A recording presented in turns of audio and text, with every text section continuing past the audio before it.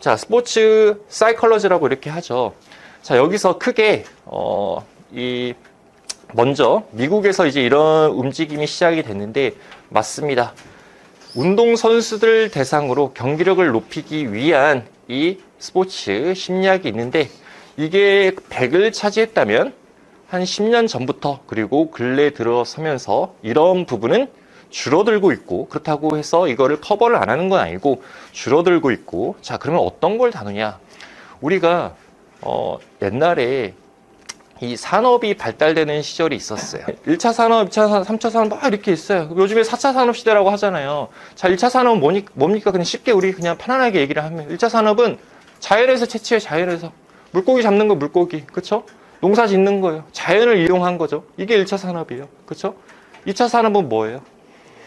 이런 것들 이제 다 수거를 해서 공장으로 올려보내죠. 그쵸? 공장을 올려보내서 이제 이걸로 옷도 만들고, 우리가 자연에서 막 채취하잖아요. 그쵸? 대리석 같은 거, 이런 거 하려면 다행히 어디서 나옵니까?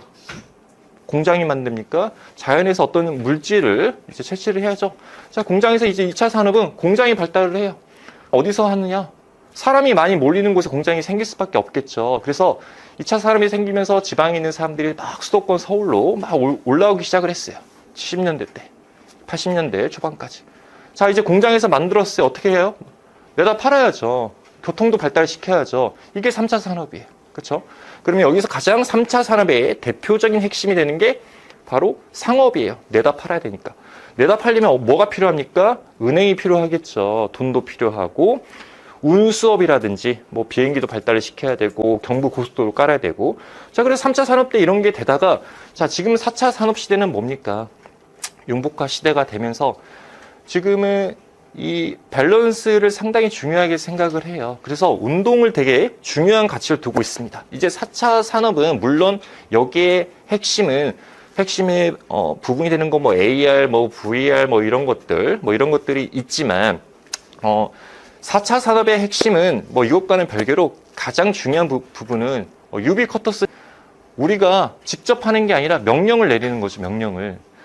여러분들 그런 얘기 한번 들어보신 적 있어요? 야구 심판 보는데 논란거리가 되게 많잖아요. 그래서 저도 그런 생각 해본 적이 있어요. AI를 차라리 만들어서 딱 네모칸을 만들어서 그냥 컴퓨터가 바로바로 결정을 내리는 거죠. 스트라이크, 볼, 그쵸? 그런 얘기가 계속 나오고 있고, 또 한간에는 의학 분야에서 로봇을 대체를 시키자. 요즘에 보니까 식당 가도 주문하면은 이렇게 로봇이 와서 딱 식당으로 오는 경우도 있더라고요. 이게 바로 4차 산업 시대예요. 4차 산업 시대. 자, 4차 산업 시대에 오면서 이런 게 이제 너무 발달이 하고 인간의 노동력은 줄고 삶의 질을 증가시키면서, 자, 두 번째 엑서사이즈 사이콜로지가 생겨납니다. 이게 바로 운동 심리학이죠. 자, 쉽게 제가 표현을 할게요. 운동하면서 우리 여러분들 이 엘리트, 이걸 업으로 하는 사람들은 선수라고 이렇게 얘기를 많이 하잖아요. 이게 아니고 그냥 저 같은 사람, 평범한 시민, 평범한 사람이 일과가 끝나고 또는 주말에 배우자, 가족, 친구 또는 지인들 또는 동호회 사람들하고 어떤 운동을 해요. 저는 요즘에 뭐 풋살을 조금 많이 하고 있기는 하는데, 매주 차고 있기는 하는데, 자, 이렇게 운동을 하면서 우리가 어떻게 심리적으로 영향을 줄 수 있고, 나아가서 삶의 질, 행복감, 만족도, 이런 웰빙감을 증가시킬 수가 있는지. 자, 그래서 저는 어떤 연구들을 하냐면은, 뭐 일본도 있지만 저는 이번에 조금 더 포커스를 맞추고 있는데, 자, 그래서 스포츠 심리학은 크게 두 파트를 분류를 합니다. 자, 예를 들어서 저는 그러면 어떤 거에 관심을 갖고 있고 연구를 하느냐. 우리가 요즘에는 정년퇴임이 조금 빠르신 분들이 많이 있기 때문에 한 50대 후반이에요. 자, 일하는 사람 분명히 있겠죠. 일 안 하는 사람 분명히 있겠죠. 일하는 사람이 이러한 스포츠 액티비티를 하는 사람이 있고 안 하는 사람이 있고, 또 일 안 하는 사람이 할 수도 있고 안 할 수도 있겠죠. 자, 어디가 가장 큰 효율성을 발휘하느냐, 어떤 사람들이 조금 심리적으로 가장 만족감을 느끼느냐. 근데 뭐겠습니까? 여러분들 생각하면 어떻게 생각을 하세요? 일 안 하고 놀고 시간 날 때 이런 스포츠 활동하고 농구하고 이런 사람들이 살면서 가장 행복감을 느낄 것 같죠. 근데 저도 그렇게 알고 연구를 시작을 했는데 실제 결과를 보니까 일을 하면서 이러한 스포츠 활동을 즐기는 사람이 가장 만족도가 높다라는 그런 결과를 제가 작년에 한번 뽑아본 적이 있습니다. 자, 그래서 우리가 흔히들 얘기하는 자신감 같은 경우는 당연히 어느 항목에 포함이 되겠습니까? 두 파트 중에서 윗부분에 해당이 되겠죠. 자, 자신감에 영향을 주는 요인이 이렇게 있습니다. 자신감에 영향을 주는 게 가장 중요한 것 중에 하나가 바로 자기 효능감인데, 여러분들 자기 효능감 한번 들어보신 분도 있을 거예요. 못 들어보신 분도 있고. 자, 이게 자신감에 긍정적인 역할을 해준다. 자, 어떤 차이가 있습니까? 어떤 사람들은 아니야, 이거는 똑같은 말이야. 자기 효능감, 자신감 똑같은 말이지. 근데 깊게 들어가 보면 차이가 있습니다. 그냥 이해하기 쉽게 예로 설명을 하겠습니다. 자신감을 갖기 위해서 자기 효능감이 중요한데, 자기 효능감은 자, 이러한 세부 기술에 대한 본인의 굳건한 믿음을 얘기를 합니다. 세부 기술. 자, 그래서 제가 한번 이렇게 재미있게 예를 들어볼게요. 이성 친구를 만나고 싶어요. 그쵸? 이성 친구를 만나고 싶은데 내가 나는 조금 커뮤니케이션 스킬, 대화 기술, 대화 스킬에 자신이 있어요. 그래서 저 이성하고 데이트를 하다 보면 저 이성도 나를 좋아할 것이다. 우리는 사귀게 될 것이다. 자, 저 여자도 날 좋아하게 될 것이다가 바로 셀프 컨피던스 자신감이에요. 그쵸? 우리의 가장 궁극적인 목적 또는 목표를 얘기를 하죠. 근데 이거를 달성하기 위해서 어떤 내가 자신감이 있어요. 어떤 나는 커뮤니케이션 스킬이 있고, 그쵸? 내가 이렇게 한 매력이 있고, 이런 것들에 대해서 내가 긍정적으로 생각을 하고 있는, 이게 바로 자기 효능감이에요. 자신감을 달성하기 위해서 내가 세부적으로 어떤 것들을 할 수 있는지. 자, 그래서 한번 또 보시면은, 자, 이렇게 지금 나와 있습니다.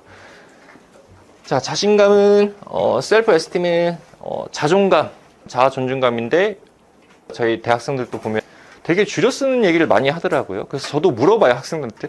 그게 무슨 말이야? 하면 다 이렇게 줄여 쓰는데, 자존감이라고 이렇게 얘기하고, 이거는 자기 효능감이 이렇게 이제 있습니다. 자, 그러면, 이 반듀라는 사람이, 우리 이 스포츠 심리학, 이 학문뿐만 아니라 모든 학문에서 항상 이론이 있으면, 정말 그럴 것인가를 이렇게 실험을 해보죠. 이 반듀라는 사람이 한번 실험을 해봤는데 자신감을 형성하기 위해서 가장 중요한 게 뭘까? 자기가 단 한 번이라도 성공을 했을 때 가장 큰 자신감을 얻는다는 거죠. 그래서 여러분들이 수능을 보고 이러시겠지만 내 목표 점수가 이렇게 있습니다. 모의고사 때 한 번이라도 이 점수를 도달하지 못한 분은 수능 시험에서 맞을 거라고 얘기하기가 사실 쉽지가 않은 거죠. 자신감은 내가 이거를 연습 때라도 단 한 번이라도 성공했을 때, 그리고 직접 성공을 경험했을 때 가장 큰 자신감을 형성을 하는 거고 도와주는 거죠. 내가 자신감 갖는데. 두 번째, 타인의 성공을 보면서 제가 대학교 한 2, 3학년 때 분당에 있는 율모공원에 가서 번지점프를 했어요. 번지점프. 말은 쉬운데 딱 한 번 하고 말았는데, 그때 당시 이제 동기가 있었어요. 제가 먼저 이 친구한테 공원에 이제 다른 일로 갔다가 이렇게 맥주 먹고 있다가 마시다가 보니까 번지점프가 있더라고요. 그래서 보니까 사람들이 되게 머뭇머뭇거려요. 왜 이렇게 머뭇거리지? 아래에서 위를 보니까 별로 높지 않아서 내가 친구한테 그랬죠. 야, 저거 우리 한번 해보자. 제가 이제 호기롭게 이렇게 얘기를 한 거예요. 그래서 이제 친구가 하자고 했죠. 그래서 이제 영어로는 웨이버라고 하는데, 이제 내가 사고가 났을 경우 책임이 없고 이런 걸 쓰고 이제 올라가요. 이렇게 엘리베이터를 타고 올라가는데, 슬슬 올라가면서 이게 장난이 아니더라고. 되게 또 아래에서 위를 보는 거하고 위에서 아래를 보는 거하고 이게 차원이 틀리더라고요. 그쵸? 이거 정말 이 정도 용기로 우리가 이렇게 살면은 정말 대단하지 않을까 이렇게 했는데, 막 뛰어내리려고 하는데 못 뛰어내리겠어요. 그쵸? 그래서 옆에 친구가 하도 이제 미안하니까 막 그 줄줄이 서 있으니까 자기가 먼저 뛰겠대요. 말은 제가 해놓고 용기가 안 나서 결국은 그 친구는 한 번에 뛰어내리는 거 되게 제가 황당하고 창피하고 그걸 보면서 아, 죽지는 않는구나 뛰어내리는 거 보면서 자 그래서 저도 뛰어내리는 거 이게 타인의 그걸 보면서 하는 거고 언어적인 설득 타인이 나한테 해주는 거 셀프 토크라고 셀프 토크 자기 혼잣말 내가 내 스스로에게 이렇게 해요. 예전에 인디언들이 그 부족들이 상당히 많죠. 네이티브 아메리칸이 원래 이제 미국의 주인이었다고 봐도 무방한데 어떤 부족은 자기가 달성하고 싶은 얘기나 목표를 10번 이상, 아니, 10,000번 이상 얘기를 하면은 그 생에 그 꿈이 이루어진다고 믿었다는 그런 부족이 있더라고요. 자, 이게 바로 셀프 토크, 그 다음에 심상훈련, 자, 이런 것들이 있습니다.